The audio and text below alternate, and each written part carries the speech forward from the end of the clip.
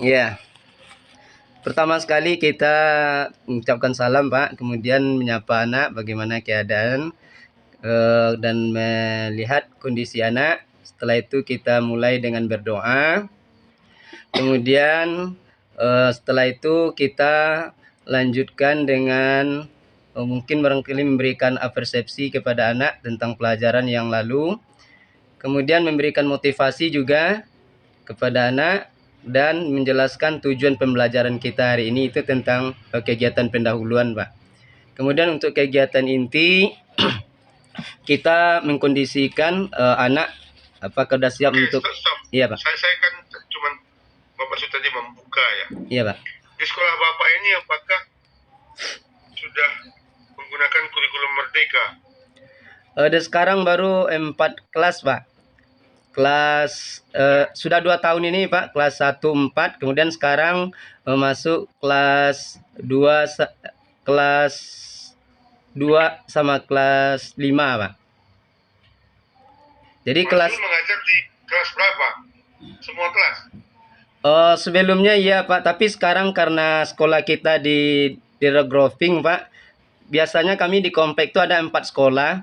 Dan tahun ini di grouping sehingga saya ngajar sekarang kelas 1 dan 4 aja lagi Pak.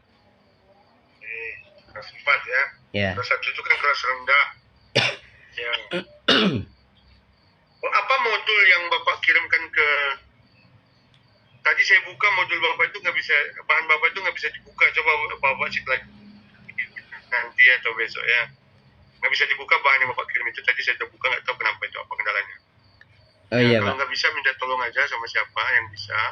Tapi tadi Pak Zul tuh saya buka bahannya di LMS, itu nggak kebuka gitu. Tolong nanti dicek lagi, tapi jangan sekarang. Sekarang kan Bapak sedang praktek atau ujian kompre gitu ya. Iya Pak. Ya, oke, nah itu. Oke. Iya Pak. Apa yang Bapak lakukan selama 16 tahun yang berkaitan dengan inovasi pembelajaran PAI? Jadi Pak, selama 16 tahun itu sebenarnya itu untuk 3 sekolah tuh Pak. Ya. Saya sudah pindah-pindah. Pertama sekali dari SD 11, kemudian pindah SD 03 Alai, kemudian sekarang pindah ke SD 01 Lakarang Pak. Nah, tapi yang paling lama itu di SD 11. Di SD 11 ini karena fasilitasnya lengkap Pak, sehingga setiap kelas itu ada dipasang infokus Pak.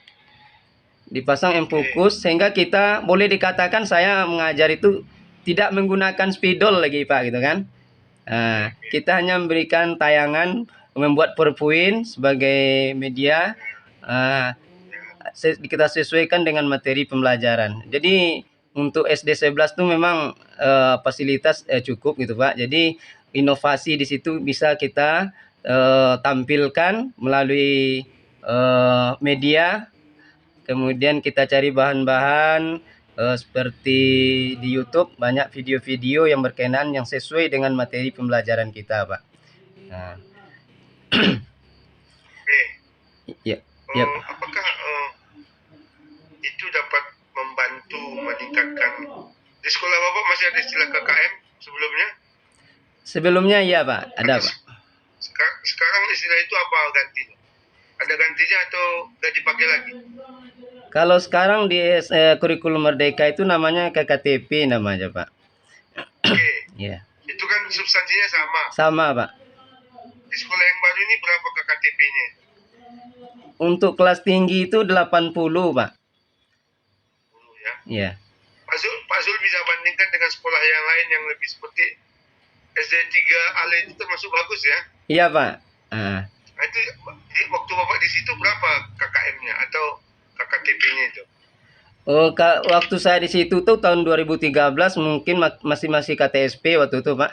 KTSP dan Kurtilas. Ya. Jadi KKM-nya 75 waktu itu Pak. Kemudian terakhir sebelum sekarang Bapak nggak pernah lagi ke sana? Kalau ke sana pernah sih Pak.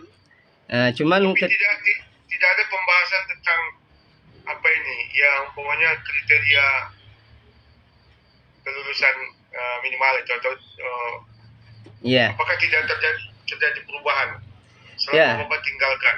Ya, terjadi perubahan Pak, sebab kami kelompok KKG juga di sana guru-guru agama sekecamatan Padang Utara kan berkumpul tuh Pak. Jadi membahas KKM, rata-rata KKM di sana juga 80-an tuh Pak.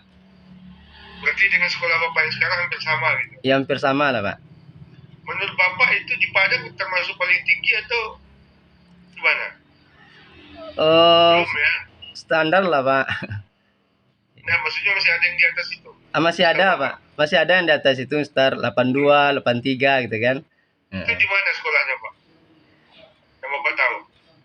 Eh Yang di atas 80 itu di mana sekolahnya yang Bapak tahu? Saya juga mendengar beritanya gitu Pak. Jadi yang pas, kelompok KKG biasanya itu nggak muncul. oh enggak ada dibahas itu tuh Pak. Nggak ada.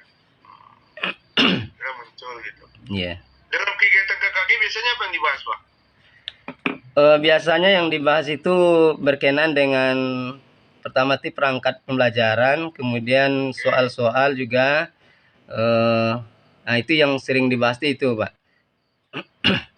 Yang Bapak pahami itu perangkat pembelajaran itu antara lain apa ya Pak? Ya, perangkat pembelajaran seperti ada RPP kalau di kurikulum Kurtilas, ada RPP, ada modul di Merdeka. Modul. Ya. Jadi terus sampai pada bawahnya kurikulum, kalau di kurikulum ke Kurtilas ada KIKD-nya gitu kan. Terus ada juga silabus gitu kan. Kalau di kurikulum Merdeka kan sudah namanya diganti, pada hakikatnya sama juga sebenarnya Pak. Iya. Tukar apa ya? Tukar baju. Tukar baju ya Pak. Kalau di Kurtilas itu kan KI itu kalau di Merdeka kan namanya CP sekarang Pak. Nah, kemudian KD turunan KD itu kalau di sekarang namanya di kurikulum Merdeka itu TP, tujuan pembelajaran kan. Begitu juga dengan penilaian Pak. Kalau di kurikulum Kurtilas itu ada namanya UTS, ujian tengah semester. Kalau di Merdeka itu namanya sumatif tengah semester, STS namanya Pak. Begitu juga ujian akhir semester, seperti sumatif akhir semester. Maaf.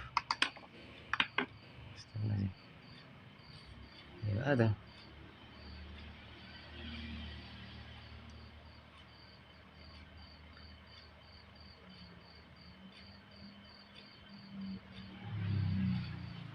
Matinya kah?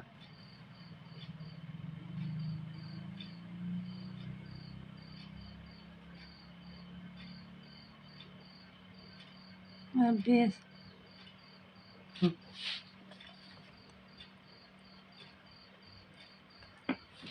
Silakan.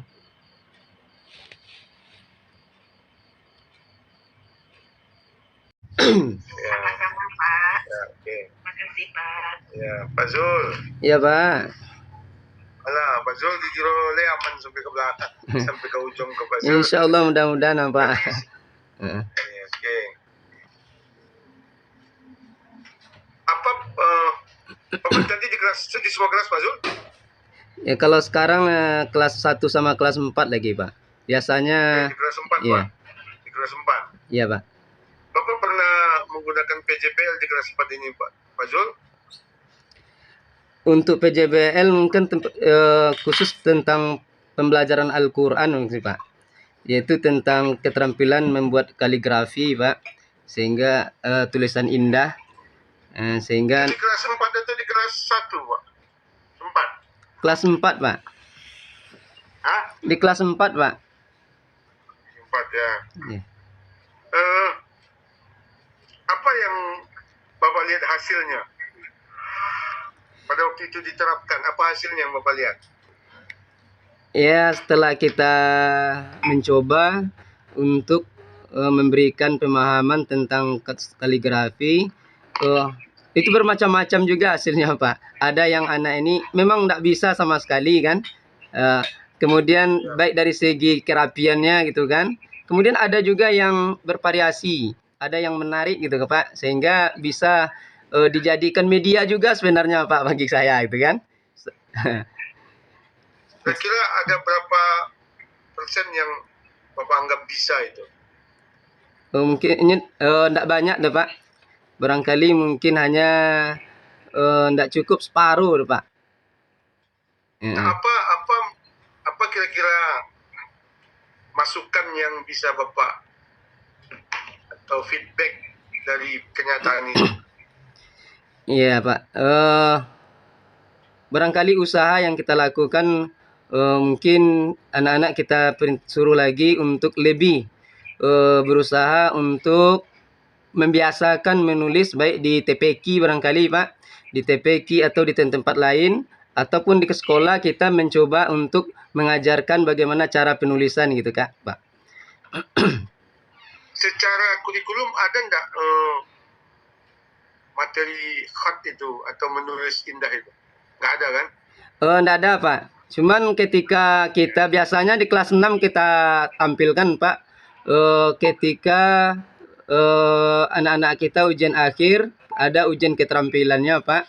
Kemudian kita suruh anak-anak kita untuk menulis tulisan indah dari Al-Quran yang dibacanya gitu. Sebab ada praktek membaca Al-Quran gitu kan. Samping membaca kita suruh menulis di kertas karton tulisan indah, dan sehingga anak-anak itu apa yang kita suruh itu bermacam-macam tulisan, barangkali bertam surat yang kita suruh itu kita perintahkan baik terutama surat-surat pendek itu Pak, juz 30 gitu kan ya. Kira-kira apa yang Bapak dapat simpulkan dari PJBL yang tadi itu, Pak Zul? Apa kesimpulan Bapak gitu sebagai seorang pendidik? Ketika itu diterapkan, kira-kira apa catatan Bapak gitu? Iya, alhamdulillah dengan demikian Pak, anak mungkin lebih membiasakan menulis tulisan indah gitu Pak. Nah, sehingga dengan demikian, sebab menulis ini penting juga Pak, penting juga terutama tentang tulisan kaligrafi atau Al-Quran yang menyangkut tentang pembelajaran gitu kan. Contoh kalau di kelas 4 ada Quran, pembahasannya materi Quran Surah Al-Hujurat ayat 13 Pak. Kemudian kita suruh anak-anak menulis, ya. Dalam konteks media, terutama di kelas, Bapak tanya ada di kelas 4, ya di kelas 4. Iya Pak.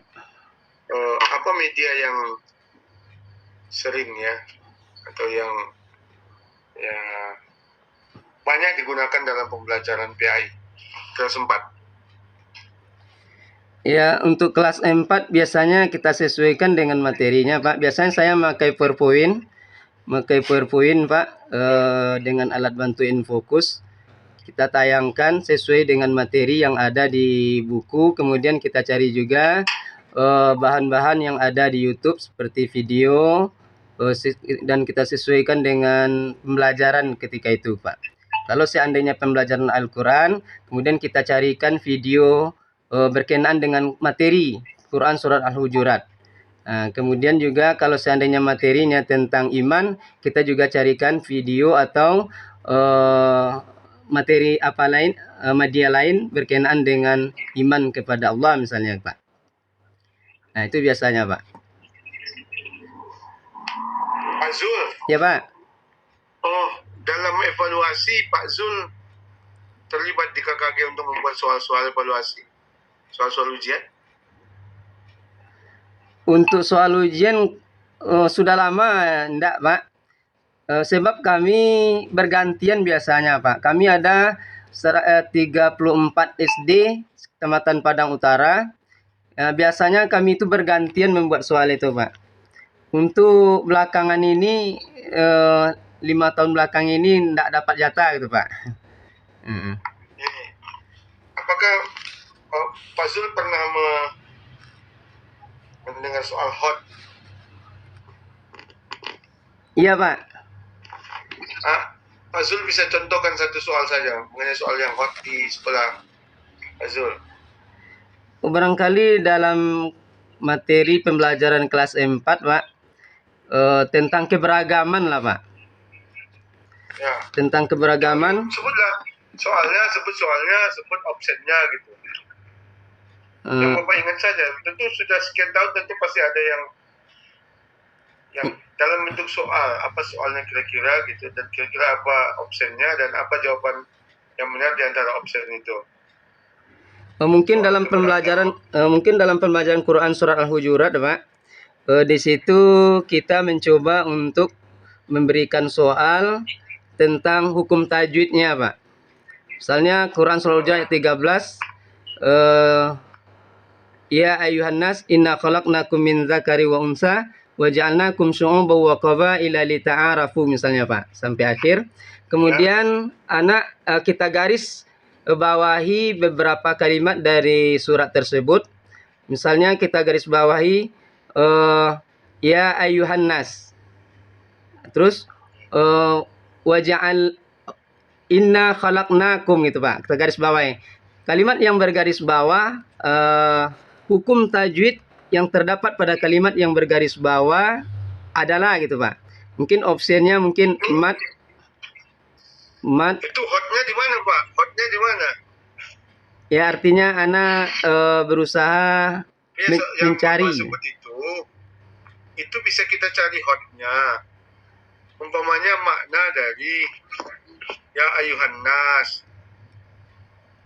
atau makna dari lita'arafu. Lalu kita buat option. Yang intinya adalah anak memang harus berpikir untuk menjawab soal itu. Kalau seperti tadi itu tidak terlalu berpikir dia itu. Ya hanya mencari arti, tidak berpikir dia, Pak. Ya, tapi kalau yang saya sebut tadi lita'arafu. Nah, lita'arafu itu kan dalam kamus Arabnya udah jelas itu, tapi yang kita berjadikan optionnya bukan makna dari ayat itu, tapi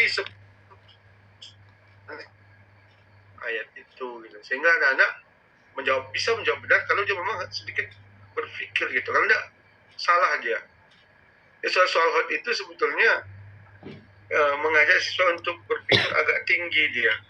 Sehingga memang kecenderungannya siswa yang pintar atau yang hebat yang kemungkinan benar menjawabnya gitu. Jadi soal Bapak tadi itu bisa dibuat hot, contohnya itu, bukan yang cuma contoh kan. Jadi tentang Bapak garis bawahi lita'arafu, jangan ya ayuhan nasnya, tapi lita'arafu itu kan kenal mengenal, tapi kita jangan cari bahasa itu. Kalau kita cari bahasa itu ke option jawaban, itu kan terjemah juga, Pak. Bukan mengajak dia berpikir gitu. Jadi soal hot itu sebenarnya jawabannya dia tidak terang benderang gitu, Pak. Tidak mudah. Tetapi kalau dia berpikir dengan logika soal, dia pasti ketemu nanti, oh ini berarti. Jadi itu yang ingin yang hot itu kira-kira lita'arafunya, Pak, ya. Seperti itu. Ya. Iya, Pak. Kalau menurut saya yang hotnya itu lita'arafu, Pak. Tapi optionnya bukan terjemahan lita'arafu, tapi substansi lita'arafu itu apa? Ya, umpamanya sesama manusia kita memang dituntut untuk saling mengenal, dan mengenal itu untuk kepentingan yang bermacam-macam. Nah, umpamanya itu salah satu option. Iya, Pak. Mengenal itu kan bisa kita belajar, Pak. Iya. Dengan mengenal belajar. Umpamanya kita mengenal orang Cina. Apa kelebihan orang Cina? Berarti kita belajar. Nah, kira-kira yang kayak gitu, Pak. Diajak berpikir lalu kemudian optionnya berarti ini. Jadi memang dia menjawabnya harus sedikit menalar lah. Mungkin sedikit juga menerawang gitu. Ya, dan itu memang cenderung soal hot itu sulit, Pak. Sulit, tapi perlu kita buat sebagai suatu keseimbangan. Soal itu kan harus, kalau 100 ya sepertiga sulit, sepertiga sedang, sepertiga mudah gitu, Pak. Nggak boleh kita membuat soal sulit semua atau membuat soal mudah semua. Itu harus ada variasi. Dan itu tujuannya untuk mengukur kemampuan anak-anak kita gitu. Dan bayangkan, Pak, kalau setiap guru bisa mencek, umpamanya contoh nih, si Budi sama si Wati, betul, ya, Pak, dia sama-sama menjawab 40 benar dari 50. Ya, kan sama itu, Pak. Iya, Pak. Tapi dicek lagi, si Wati ini 40 benar, itu pada pada soal yang mudah, yang sedang apa yang sulit, banyaknya. Ternyata ditemukan si Wati benar 40, itu banyak benarnya di soal-soal yang sulit. Sementara si Budi benar 40, itu ternyata benarnya banyak di soal yang mudah dan sedang. Kalau Bapak saya tanya kembali, apakah Budi dan Wati yang sama dapat 40 itu kita kasih persis sama nilainya? Pak Zul gimana? Ya tentu berbeda Pak. Masalahnya anak yang Tapi mampu. dia sama-sama benar Pak. Dia sama-sama benar 40 Pak. Kalau kita pakai logika soal multiple choice Pak, sebetulnya harus sama. Ya tapi kan Tetapi ada. bahan analisa. Tapi kan Ya, kita memiliki sama, Pak. skor nilai Pak. Ya, dalam konteks soal multiple choice sama Pak. Tapi bagi guru harusnya tetap membedakan itu. Iya. Kenapa berbeda? Ternyata si Wati lebih hebat sedikit daripada si Budi walaupun sama-sama menjawab Betulnya 40 benar. sama. Nah, kira-kira begitu Pak. Iya Pak, betul Pak. Ya, jadi sebetulnya kita dalam evaluasi itu perlu menguji Pak. Apakah soal kita itu sudah valid? Bagaimana tingkat kesukarannya? Berapa persen yang sukar? Jangan-jangan nanti kita udah salah buat, yang sukar semua. Lalu anak-anak rendah. Kita nggak andil itu. Jadi memang tugas pendidik ini luar biasa ya. Ya, maka dikembangkanlah model-model untuk mengevaluasi. Di sekolah Bapak atau teman-teman KKG ada nggak ide-ide untuk itu? Ayo dong kita tes apakah soal kita ini sudah apa gitu, sudah bagus atau tingkat kesukarannya ternyata soalnya mudah semua gitu. Kalau mudah semua berarti tidak dapat mengukur Pak, hanya sebagai ya bisa diukur gitu. Maka variasi soal mudah, sedang dan sulit itu tujuannya untuk mengukur itu, termasuk mengklasifikasi anak-anak sekalian. Ya, mengklasifikasi di mana yang menonjolnya, di mana dia yang paling tingginya dan lain. Terakhir Pak Zul soal moderasi beragama. Iya Pak. Bagaimana Pak Zul menjelaskan itu ke anak-anak di kelas? Ya, kalau berkenaan dengan moderasi beragama Pak, itu kan ada moderasi antar umat beragama, kemudian ada moderasi dalam sesama agama, sama dalam sesama Islam gitu kan Pak. Antar umat beragama barangkali mungkin kita sikap kita saling menghargai, menghormati sesuai dengan keyakinannya. Sebab memang Al-Quran menjelaskan lakum dinukum waliyadin. Jadi itu kita terapkan kepada anak Bapak, bahwasanya itulah keyakinannya dan kita tidak boleh mencela, mencaci maki tentang perbedaan keyakinan. Sebab Al-Quran sendiri mengatakan lakum dinukum waliyadin. Adapun perbedaan antara sesama Islam misalnya Pak, itu memang banyak terjadi di kalangan baik di sekolah, di lingkungan sekolah, masjid terdekat kita, dan juga itu pemahamannya berbeda. Seperti yang sudah disampaikan juga bahwasanya tentang lafaz basmalah misalnya, ada yang disirkan, ada yang dijaharkan. Menurut Imam Syafi'i itu kan dijaharkan Pak, sedangkan Imam Ahmad, Imam Ahmad itu disirkan. Jadi timbul perbedaan. Nah, kita untuk memberikan pembelajaran kepada anak itu adalah berkisar masalah khilafiyah, dan itu adalah furu'iyah. Selama dalam furu'iyah kita tidak boleh menyalahkan, kan seperti itu. Kita tidak boleh menyalahkan, sementara imam mazhab saja berbeda, dan juga tidak boleh pula mengatakan ini yang benar. Sebab Imam Syafi'i sendiri mengatakan apa kata Imam Syafi'i, iza sahal hadis fahuwa mazhabi. Apabila kalian ketahui itu hadis sahih, itulah mazhabku, kata Imam Syafi'i.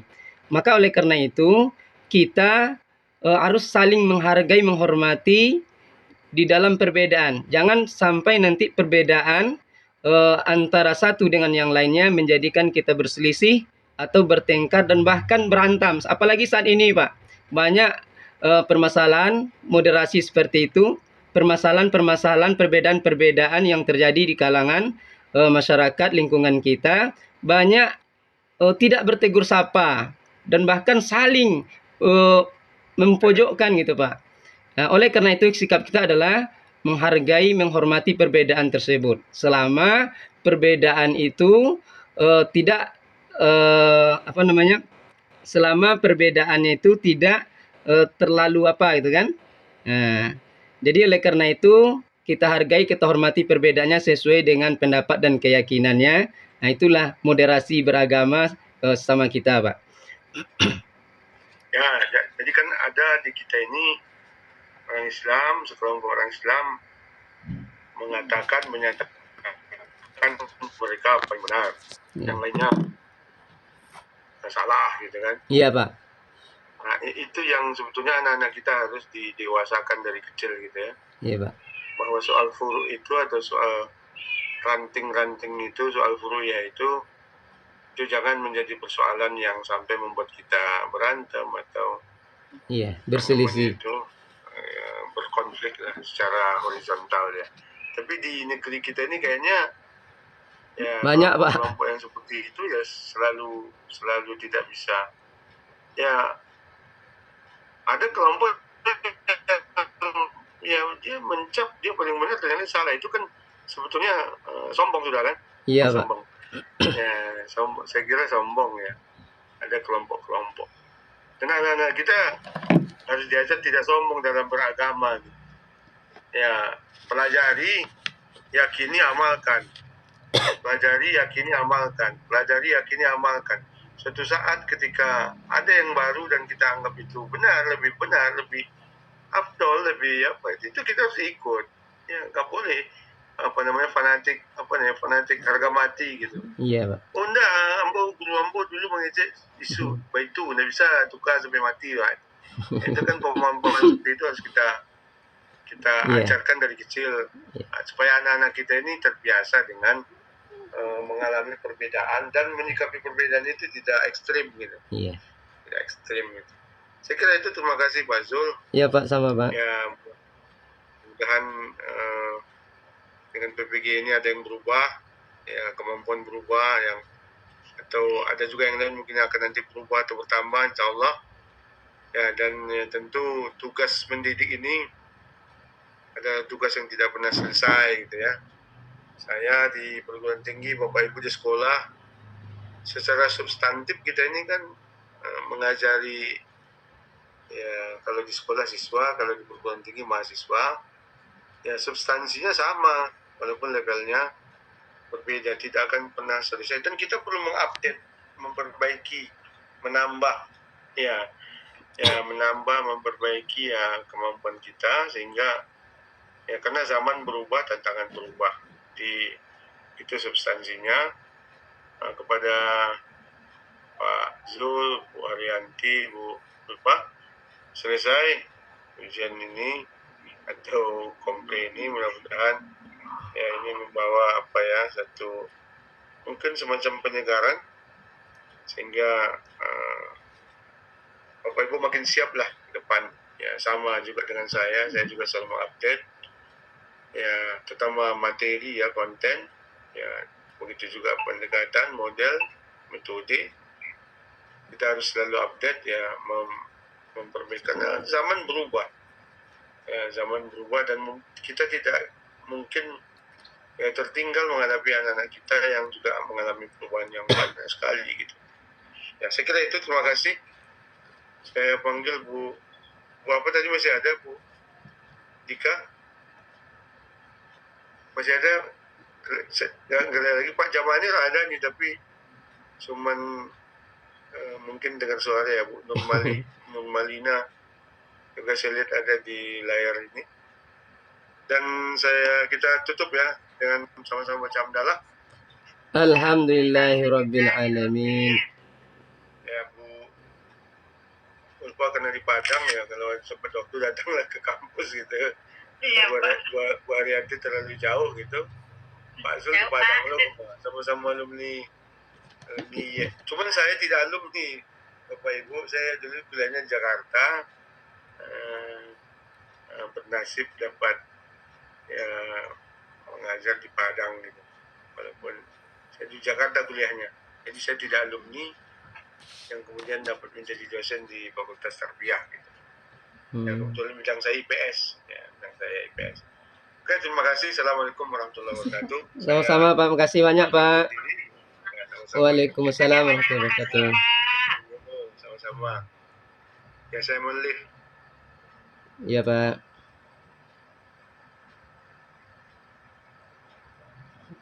Mbak Bulfa.